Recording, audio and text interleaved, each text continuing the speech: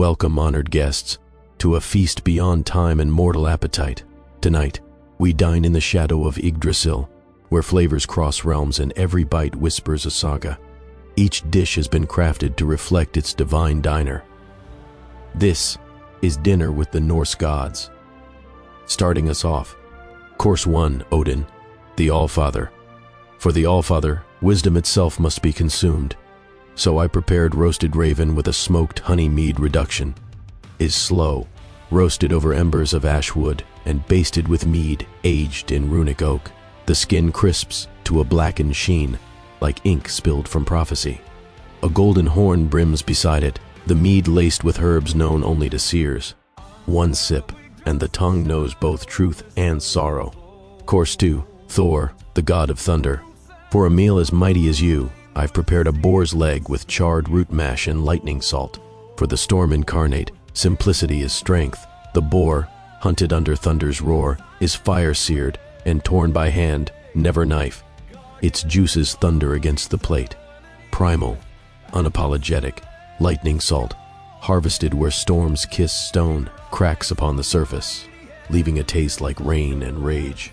Course 3, Loki, the trickster god. For you, no true ingredient exists here, and yet you will swear it does. So I present the illusionary platter, the taste of desire, the flavor of fear. The plate shifts as the diner gazes. Flame becomes frost, sweetness turns to ash, and hunger to guilt. A dish that feeds on the eater's expectations, flavored by deceit and memory alike. To dine on it is to question the tongue, the mind, and the truth itself. The flavor you taste reveals more of you than of him. Course 4, Freya, the lady of love and war. Your dish is love and war sharing a plate, both beautiful, both devouring. A roast swan with gold dust and pomegranate glaze. Passion, rendered edible. The swan, creature of grace and mourning, is glazed in a reduction of pomegranate and wild rose, its skin shimmering under a veil of edible gold. Each bite blooms between sweetness and the metallic edge of blood. Course 5, Tyr, god of war and justice. For Tyr, honor has no garnish.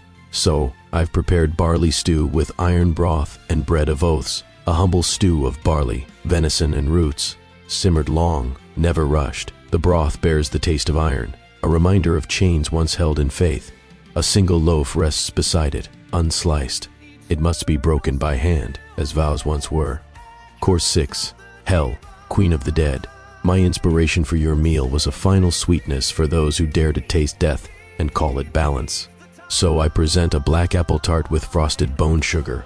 From Niflheim's orchard, the black apple carries the taste of both decay and renewal, bitter at first, then hauntingly sweet.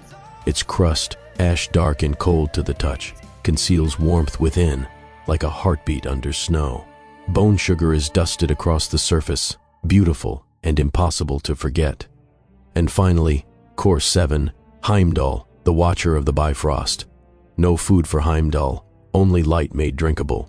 So, your meal is crystal wine of 9 lights. The wine shimmers in every hue of the Bifrost, refracting through the glass as though the rainbow itself were dissolved within.